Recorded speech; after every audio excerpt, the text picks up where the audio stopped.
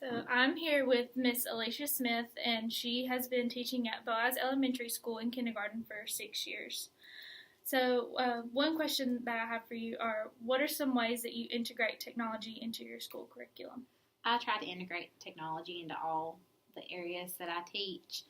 First of all, we've started piloting a computer program that gives the students a universal screener 3 times a year, and then in between, it gives them lessons in reading and math on the areas that they have a hard time with. And I also, websites like Starfall and ABC Mouse, those are great for teaching kids, get them to learn about their letters and numbers and sounds, things like that.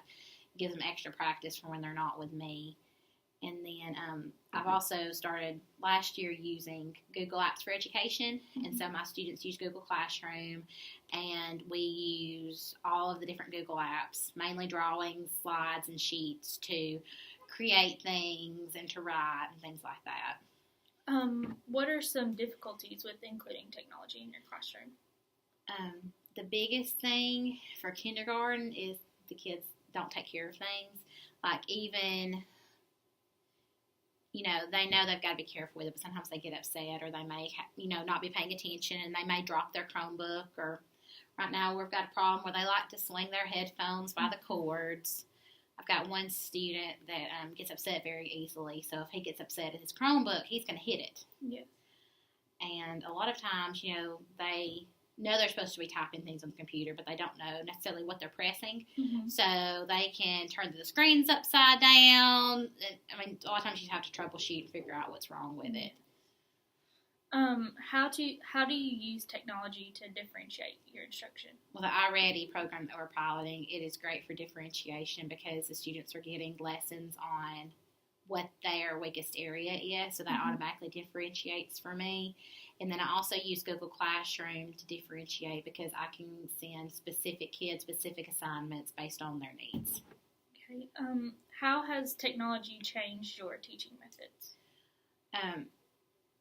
Well, when I started learning about Google Apps last year, before that, I didn't really think that my kids could use technology in the classroom because they were too young. Yes.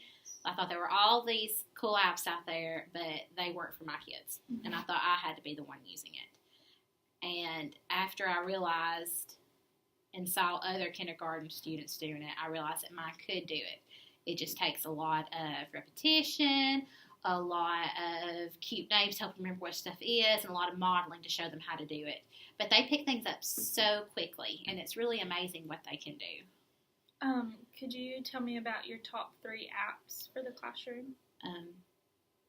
Teacher Wants You to Read, and it's an app and a website. I love Starfall.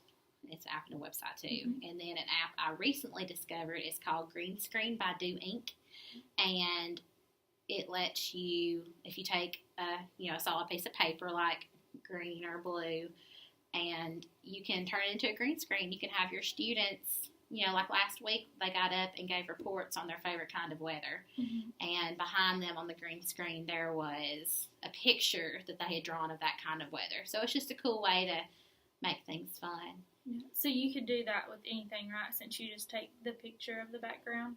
Yes, you could use a picture from online. You could have them draw something. You can even put a video behind it. Okay.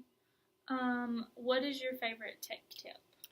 I love to use the website Kahoot for formative assessments. It is an online quiz website, and it is so much fun. And the kids love to play it. They get so excited every time we get it out.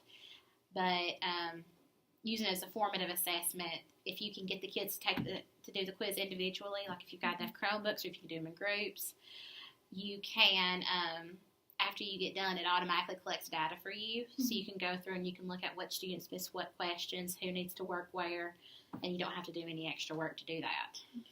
And you just have a class set of Chromebooks, right? I do. I got that last year because I was starting to use Google Apps. So they wanted to kind of see what the kindergartners could do with it.